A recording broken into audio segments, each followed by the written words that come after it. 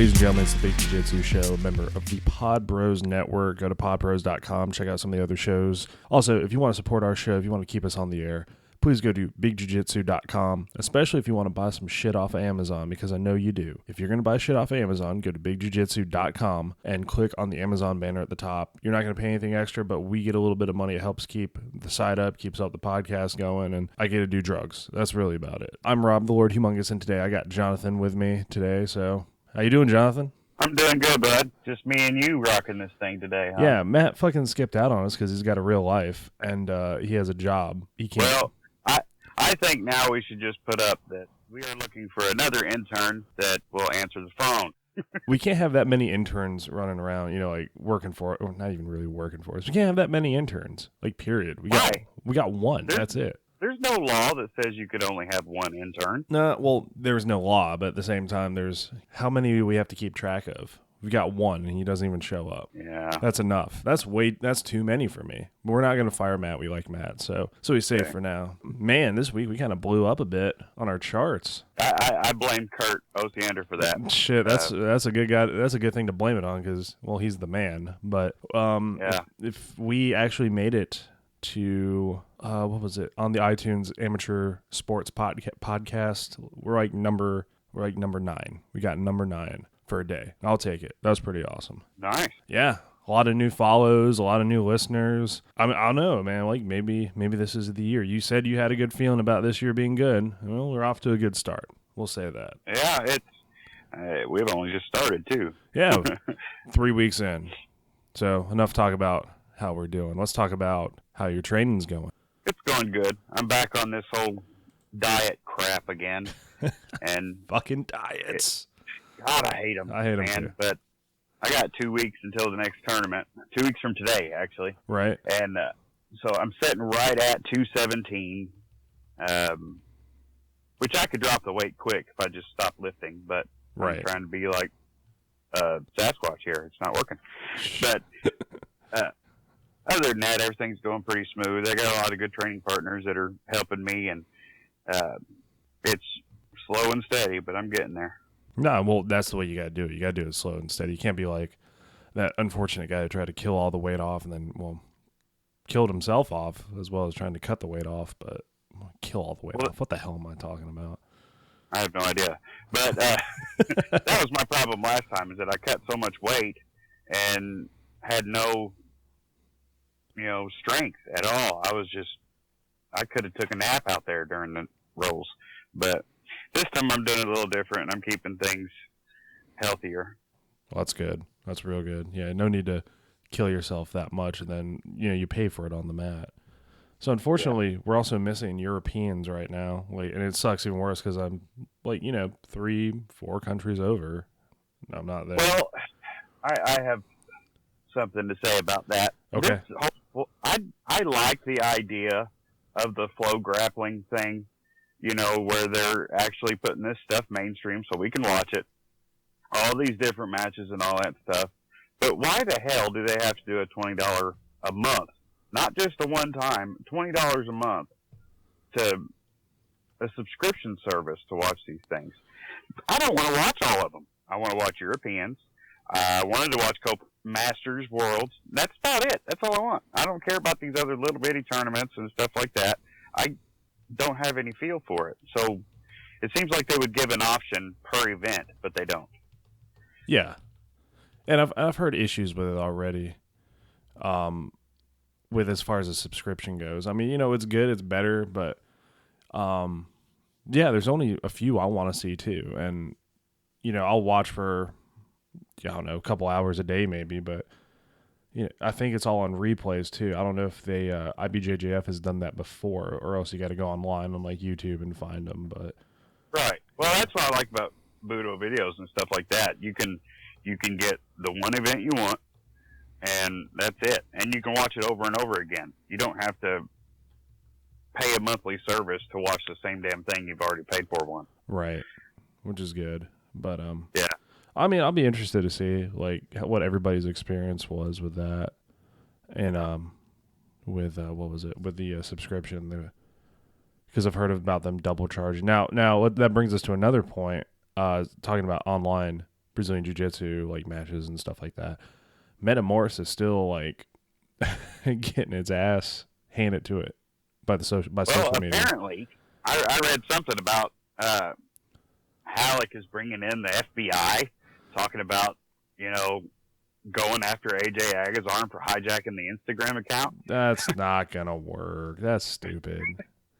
Well, I'd never seen no crap like that before. If it's one thing. I mean, I can see both sides. The last Metamoris didn't make shit for money. Yeah. And everything.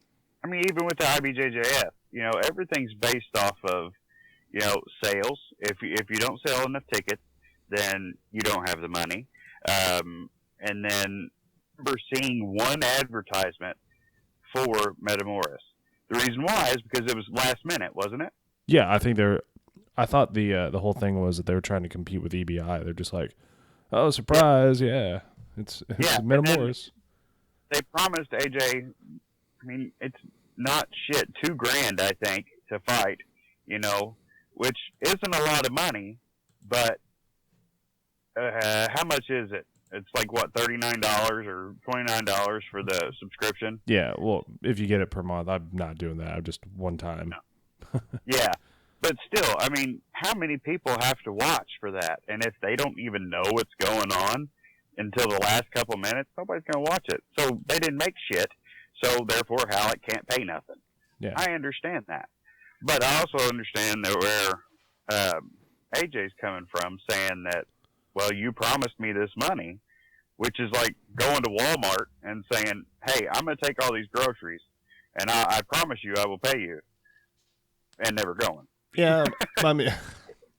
It's pretty much theft of services, if you think about it. It kind of is, yeah.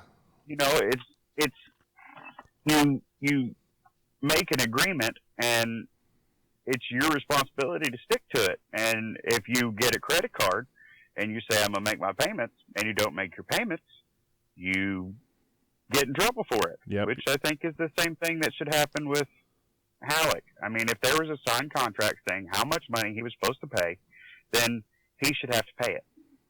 Yeah, but also, like you said, $2,000. I kind of wonder if fighting a legal battle over that would be more costly than actually just getting the $2,000. I think it's just a pride thing. I don't think it really has shit to do with the amount of money. Yeah. It's just the fact that people want other people to stick to their word. And if jiu-jitsu starts, or if these tournaments in jiu-jitsu start turning out to where, well, we ain't got to pay the guy, we'll just tell him we're going to pay him and not do it, then where's the credibility of it all go? Or not. You're going back to like, half-ass promotions where, they're like, oh, hey, $500 to show up, $500 to fight. And they'll be like, well, we didn't make as much, so here's $200. Well, yeah. I mean, that's back to the old boxing days. All these kids that were going in, I'm talking back in the days of Muhammad Ali. All these people going in and trying to get in with, these fight clubs, and they say, all right, well, we'll give you $200 to win or $100 to lose. And, it's just, and they didn't pay them. Yeah. They said, well, you didn't do very good, so why would I pay you for that performance? And then they wouldn't do it. So it's kind of the same time. So I don't know. I just think it's going to get a lot worse before it gets better. No, it will. And what sucks too is like, the only people that, besides AJ, right, that are going to suffer is now that, the fans, because Metamoris was one of those like events. It kind of feels like the way it used to be with like Pride and UFC. You never had a Pride, like it wasn't a UFC every week. Like we had one where we had 3 in 1 week. That's too much, man. That's too much for me. Oh yeah. I mean, it's just, yeah, that's ridiculous. I mean, I remember back whenever UFC first started, it was what, once a month? Yeah. And then it was such a good card too, They wasn't just throwing fighters out there just to make money off of it. It almost felt like it was once every other month. And then Pride, when that was on, was once every other month too. Right. And then it kind of alternated. Yeah. It was almost, they worked in conjunction with each other not to interfere with each other's sales. Correct. But that doesn't happen anymore. Not anymore. Although there were those rare months where Pride and UFC lined up in 1 month and we were all like, oh my God, there's so many fights happening. It's crazy. I'm so excited. But now, like I Yeah. said, 3 in one weekend. I'll try, man. I'll try to watch it. Having a job and having to be a responsible adult sucks ass. Because Yeah. I can't just sit around and watch UFC. That'd be No, unless, I mean, nobody can. Nobody can even afford to do that. I mean, if they're charging, I don't, what does it cost now? I don't pay for them. What's it's it like cost? $60 for the big pay-per-views. But in all fairness, though, a lot of them are free. So, but I'm saying, like, unless, somebody out there wants to pay me, hint, hint, to sit around and watch UFCs all day and break it down. And, well, I mean, you got guys doing dumb shit that are, like, doing dumb shit on Twitter, and then, they're responsible for rankings in MMA and just talking shit to people. Like, I promise I won't talk shit to people. I'll just sit there and do rankings, and you can give me some money, and I'll just sit there and watch MMA all day. It'll be great. Yeah, no kidding. I don't even get into it that much, but if you want to pay me to do it, I'll learn how to get into it real quick. It was like, so last night we all went out drinking, the guys from my unit. So one of our bosses, he pulls out his phone, he does DraftKings, and he was saying, oh, I do football, and I tried MMA once, and what was it? He was like, I didn't do too well because I just randomly picked people. I'm like, here, let me take a look at that. So, here's Intoxicated Rob. He's like, look at this. Let me see. And he was like, oh, this is the next UFC. It's 25 cents. You get to make your own picks. And then this isn't an advertisement for DraftKings at all, so don't get too excited. But I don't know. It looks like something interesting. It looks like something I might try my hand at and get crazy with it, see where it goes. But then I'll just have a gamble with all that free time we have. Yeah, seriously. I mean, what's the worst that could happen? I develop a gambling problem. I mean, why not? Why not throw a little? Tell the wife. She'll kill me. She's already like on the verge. She's like, jiu-jitsu is enough. I'm like, thankfully she puts up with me doing jiu-jitsu. Thankfully she puts up with me teaching jiu-jitsu. So yeah, last thing I need to do is like, baby, I need to go gamble. And I don't know. I've never had a gambling problem, so I don't know how it works out. But I'll pass on that. So I think that would be something. Maybe it would just kind of help me out, make me watch MMA a little bit more. Yeah. Start betting online. So everybody out there that has control over paying people to watch MMA fights and tell people how it goes, call Rob. Yeah. He is looking for employment to make some cash. Well, it'd be nice. But so UFC stuff coming. So Frank Shamrock, Jesus, I'm thinking about the seminar that's going to happen in Sierra Vista. There's a Frank Shamrock seminar happening at our old school in Sierra Vista, Shootbox Academy. So that's pretty cool. I was going to say Ken Shamrock is going to be fighting Royce Gracie again. Isn't that right? Yeah. So, first of all, I wouldn't be surprised if these guys, I almost want to say I think Royce is going to win, choke him out. Battle of the geriatrics. Yeah, well, based on looking at Ken Shamrock versus Kimbo, Kimbo who, I don't know, I guess he's not really doing that hot these days, but Ken Shamrock looks like he should have retired 20 years ago. Well, yeah, but I mean, he's in great physical condition, really, considering how old he is. And, I think Royce is just grasping for straws. I read some stuff about him having some money troubles with the IRS and stuff like that. And, I really think that this is a last-ditch effort for him to make some money to keep his ass out of jail. I don't know how deep it all goes. I'm not implicating anything. I'm just saying I read something somewhere about the IRS auditing him, and he has a whole bunch to pay in back taxes. Yeah, it was like $1.4 million or something along those lines. Yeah, it's a lot. God damn it, that is a lot. And the only thing that's going to sell these tickets is the names. I mean, and sadly, a lot of people are going to buy these tickets just to see how freaking jacked up the fight ends up being, and if one of them don't break a hip, I'll be shocked. Well, I mean, you can do jiu-jitsu till the cows come home. I think there is still a finite amount of time you can do MMA. I mean, absolutely. I remember Royce's comeback against Matt Hughes, and that didn't go exactly the way I wanted it to, but But now I don't remember that. How'd that one end up? Matt Hughes beat him pretty bad. Oh. But he and that was like what, 2005? That was 11 years ago. And like, props to the guy. I get it. The dude's a badass. He likes fighting. Great. Just, if it ends, I don't want to see it end bad. I want to see like them both be able to walk out of the ring because they've done a lot for the sport, but at the same time, like, y'all need to take care of yourselves. Like, things have changed since the start of MMA. Whenever UFC won and all that stuff, whenever Hoist was the man. I mean, he was the shit back then. But that was back then. How long ago was that? Whenever UFC started, 95. I mean, yeah, and all of these people know what he's doing. Everybody trains jiu-jitsu now in MMA. Well, if they don't, they're retarded. But everybody knows the MMA side of stuff. And he's wanting to wear his gi, and they're saying no. Yeah.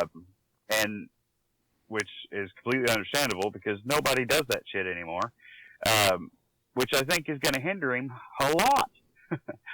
But I don't know. I just think it's just a publicity thing. And then the Kimbo Slice and Dada 5000. Yeah, Dada made some noise with his dogfight documentary. Did you watch that? Oh, it was I like that movie a lot. I was really fucking depressed watching it, but I did like it. Yeah. I mean, he did make an impact on people, but this is a joke. I mean, Kimbo Slice, Dada was Kimbo's bodyguard, if I'm correct. He was just like in his posse or something. Yeah, and they spent a lot of time together and all this stuff. These guys are friends, which I understand that a lot of these fighters are friends. I don't believe Ken Shamrock and Hoist Gracie are, nope. But some of these people actually hang out together. Well, this is just a money-making scheme is all it is. The whole card is. Yeah. And I think it's just, I think it's sad that it's come to that. Well, I mean, you got to sell fights somehow. I mean, you know, Conor McGregor does what he is really good. He does what he needs to sell these fights. He has his voice. You know, he just presses everybody's buttons, and everybody wants to pay to watch him either win or lose. And they don't like. I believe it's about 80% or probably 80% of people want him to lose. It's the whole bad guy motif. Yeah. But he does it right. I mean, he does it well, and that's what he's doing is he's selling tickets. Yeah. And you know, even as much as I disagree with the fact that he's a champion, I understand he knocked out Jose Aldo with one punch. But anybody can clock somebody one time and knock them out of nowhere. Well, I'm gonna have to kind of disagree. Like, I think he earned that title. As soon as he knocked out Jose Aldo, bam, that was it. Jose Aldo is no longer the champ. Well, yeah, I mean, and I don't know. You can say like anybody could do that, but he did it very cleanly. He didn't just like swing for the fences and cross his fingers. So right, and he did in the locker room say that this is exactly what I'm going to do when he comes out. I'm going to drill him, and that's what happened. He did exactly what he said he was going to do in the locker room. But you know, I don't know. I don't believe that it should be done. I think that Jose Aldo should be able to go back in there and give it another shot. But does he even want to? I don't know. I mean, he was undefeated for 10 years. So right. Is he tired of it?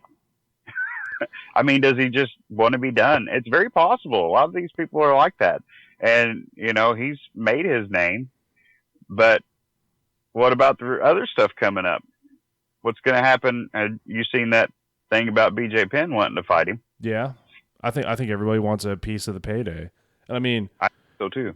BJ, a motivated BJ is a dangerous and scary BJ. I will say that. And you know what? I'm saying, yeah, let me rephrase that again for you. Hold on. I got to write this down. That was at 20th. So a motivated BJ is a scary and dangerous BJ. And looking back on me just saying that probably could be taken way out of context real quick, but yeah. My wife watched it and she's like, what the fuck are you talking about? Like, we're just talking about BJ Penn. Get on it, Chelsea. Yeah, motivated BJ is a good BJ. Yeah, okay. 5-year-old humor. All right, so But I mean, I I hope. I mean, I'm Nobu Nyahuai though. yeah, So same team as BJ Penn. I hope he creams Conor McGregor, but I I don't know. Everybody is kind of talking that this is not. He doesn't stand a chance, which I kind of understand where they're coming from, but I don't know. I think it'd be a good fight nonetheless. it it may, if it goes to the ground, I guarantee you BJ is going to beat him. But Somebody made a comment about Ronda Rousey whooped BJ Penn, and doing jiu-jitsu. huh? Did that happen? Yeah, the stupid video where BJ and Ronda's in AOJ, the Art of Jiu-Jitsu Academy, and they're just flow rolling, and they're basing that flow roll off of that's why she beat him. That's anybody who does jiu-jitsu and rolls and does flow rolling knows that you're not going all out, and that's a crock. BJ is hell. He beat every black belt he faced as a brown belt, except for Teddy Day. I mean, he mopped the floor with him as a brown belt. Fought in the black belt division. Yeah, well, he's like I say, he's a freak of. There's a reason they call him the Prodigy, is because he's just amazing. He's an amazing jiu-jitsu guy. And I think he might. It's possible that he's been training this whole time, and he's just using Conor McGregor's bad boy thing, like as a time to come back out. That is possible. So, would you like to hear another fight that they're talking about, which made me physically almost cry? Not really, because that'd be such a bitch thing to do. But I was still kind of depressed when they said they were looking at it. Are you ready for this? Yeah. Wanderlei Silva and Sakuraba 4. Oh my God. They dead horse is dead. Quit beating it to death. Two of my favorite fighters of all time are going to step into the ring one more time. And the last fight Sakuraba had, dude, like I said, I joke watching Wanderlei lose is like watching my dad get beat up. Watching Sakuraba get beaten to a bloody pulp was extremely depressing. That was in that Ryzen stuff, right? Yes, that was. Yeah. And I was that whole card was a crack. I wrote that article on it. I was so pissed off. Pissed off enough people. But you know what? That's what journalism does. It pisses off people sometimes. Yeah. Not everybody's going to agree with it. I mean, you did an opinion piece on it. That's fine. That's your opinion. And I thought it was really good. So, yeah. There you go. That's my opinion. But I mean, I understand that, people's got to make money. I see that, and age doesn't stop that. Nope. You get old, you still have to make money. You do. And there is no retirement plan for an MMA fighter. Most of the time, these fighters, they get in there and, they fight their hearts out and they blow the money. They're like, all right. Or they have to give a shit ton of it to their corner people or whoever. For example, the movie Southpaw. Have you seen that movie? No, I have not. Oh my God, you got to watch that movie. All right. But anyway, he gets all the way up there to the top, making millions and millions of dollars, and then it's all gone. And it's the same situation for these MMA guys. They get in there and they try to brag and they show all their stuff, and that it's gone. Once their title's gone, it's gone. They're done for. Unless you have something to fall back on, but let's face it, most of them don't. No. Wanderlei, I will say Wanderlei did do a good job. Well, I don't think he's retired really because that whole drug testing thing, but he did it right. He's got a very successful gym with fighters, owns brands, has his name on stuff. I think he did it smart. Right. He did a good investment with it. And GSP did too. I mean, he didn't go out and blow a bunch of money. I believe he lives in a 1-bedroom house. I mean, little bitty thing. He kept all of his money, saved it all. He's helped his parents, but there's not very many fighters that did that. A lot of them went through and, they got that big payday, they went out and partied, and then where are they at? They're you know, reaching for these fights that they can't do anymore. Yeah, good example. Somebody who owes the IRS $1.4 million. There's a Ta-da! Look, it all comes full circle again. But with Hoist though, I don't think he was reckless with it. I thought he might just. I don't know. I don't know how I don't think that has anything to do with his irresponsibility to pay stuff. I think I don't want to make people think I think Hoist is stupid, but his lack of knowledge is when it comes to the IRS and paying taxes and bookkeeping and all that stuff. And I don't know what it's like in Brazil. I don't even know if they even have to pay taxes over there. I don't have a freaking clue. I would probably venture a guess they do, like some form of it. But I doubt they're as hardcore as the IRS is. I'm almost certain of it. But Hoist's name is so big. He's got so many networks that goes, with him. I mean, you started with Hoist. I started with Hoist. A lot of people are still in. There's still a Hoist Gracie network close to here where I'm at. And his name is huge and he's everywhere. I don't know how much of my tuition, which was god awful, I don't know how much of that actually went to Hoist Gracie or not, or if any of it did. But you'd think, as far as his name is, that money's still got to be rolling in, Yeah, or even we could even go as far to say that Hoist Gracie might owe $1.4 million. I haven't looked at the full story, but it could also not even be. It could just be his bookkeeper's fault. Like, I'm sure he's got an accountant, and the accountant might just have not given a shit, which has happened before. So unless he don't have an accountant and he's been trying to do it himself. That's true. But I just feel bad watching this dude. Hopefully, like I said, the fight, they both walk away from it. That's it. Like, not like carry, like, not like nothing happened. Yeah. But I mean, like, they're not, well, Ken Shamrock got his face broken and, he has to eat out of a straw for, 6 weeks. No, I don't want that. I just let the fight happen, let it be over. Maybe not make it as crazy as the Ken Shamrock fight with Kimbo Slice getting a rear naked choke with Ken Shamrock, who's done submission fighting. What? Whatever. Yeah. Well, Ken Shamrock will be 62 in February. Bullshit. Are you serious? Or no, 52. Sorry. Oh, I was about to say. Holy shit. This guy is out of his mind. No. Let's see how old he is. Hoist Gracie is 49. He'll be 50 in December. Wow, that's crazy. I mean, when I'm 50 years old, if I can get my fat ass up off the couch, I'll be happy. Yeah. So, I mean, you got to give them some bit of credit, that they are 50 and 52 years old and going through this rigorous training, which I would expect they are. I don't know what kind of training they're going through. I'm sure Ken Shamrock's busting his ass, but I don't know what Hoist Gracie's training's like. No idea. Yeah. But, you got to give them that. They're still out there and they're still trying and they're busting their asses to make something. Whether it turns out bad or not, you still got to give them hats off for that. Oh, absolutely. Absolutely. I mean, I'm definitely not trying to take away anything from what Hoist and Ken are doing. So. No. When I'm 50, if I'm got ballsy enough to fight, then awesome. But I doubt I'll probably be fighting to hold in my bladder and get to the bathroom on time. Maybe not. There's some pretty badass old guys out there, which is good. That's what we need.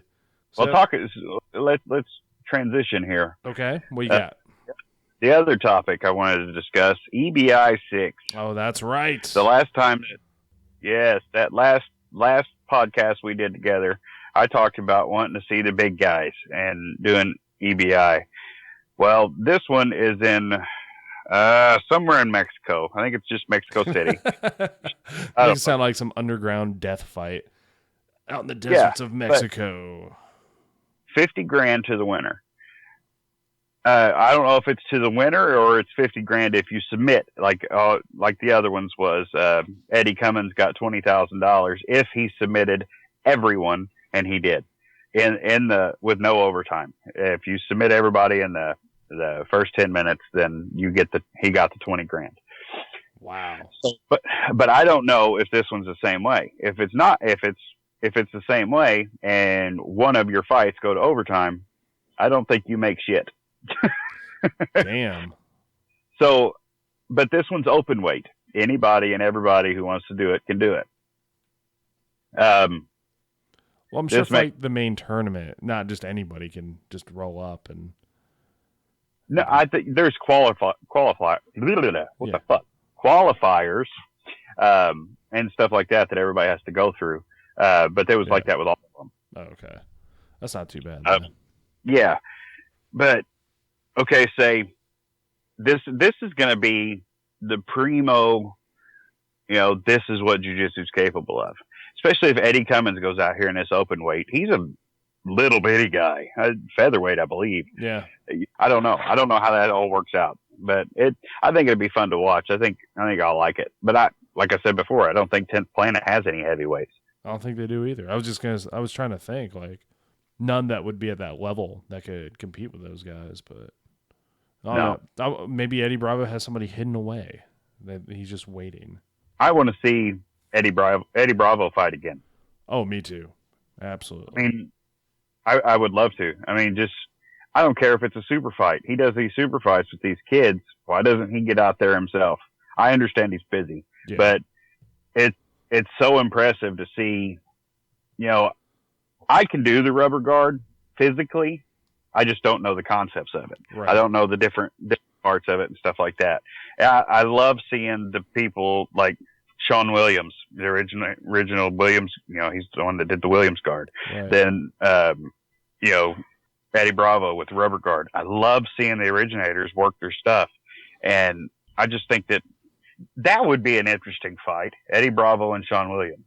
I was going to say, I think that would be a pretty good one, actually.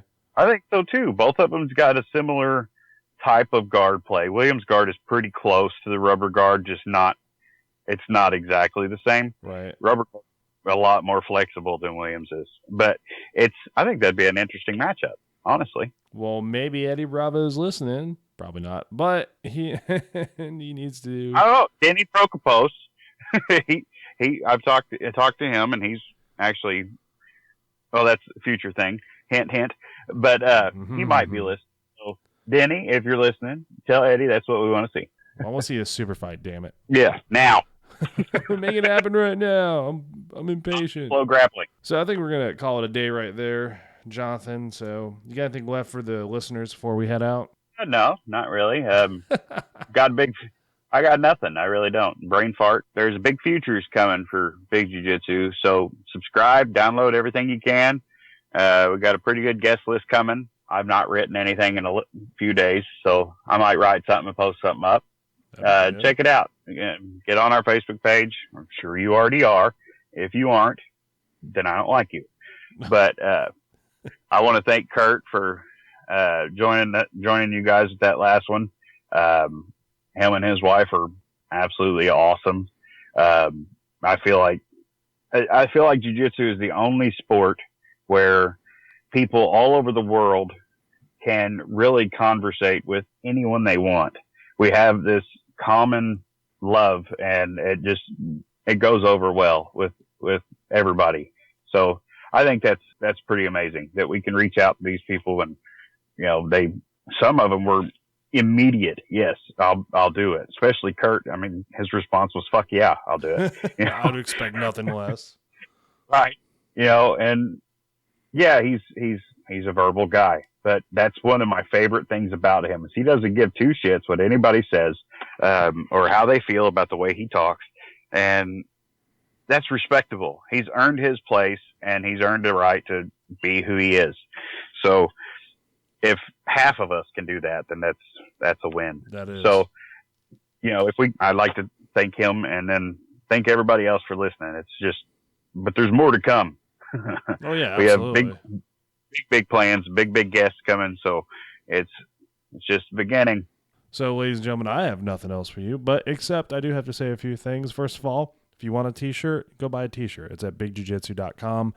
If you're there and you're going to buy something crazy on Amazon, use the banner at the top. Please help us out.